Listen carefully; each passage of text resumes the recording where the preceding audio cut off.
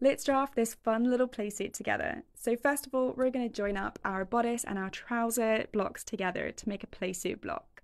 The angle that we do this at is pretty crucial, so make sure you get it right.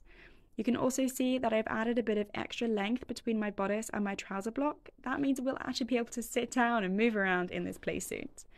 Once we've traced them together, we can true our side seams, making sure we have beautiful, smooth, elegant lines. Then we can mark on our lovely square necklines. I'm also going to reduce my cross front and my cross back measurements and redraw in my armholes.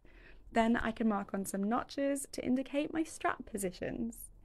Lastly, we're going to define the length of our trousers and we're going to square out the hems so that they don't collapse in on our legs. Then we can add our grain lines, seam allowances, and all those other finishing details like notches, annotations, and mirrored seam allowances.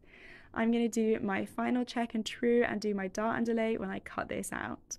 I cannot wait to make this up in full scale. It's the perfect little summer playsuit. Let me know if you decide to give this draft a go.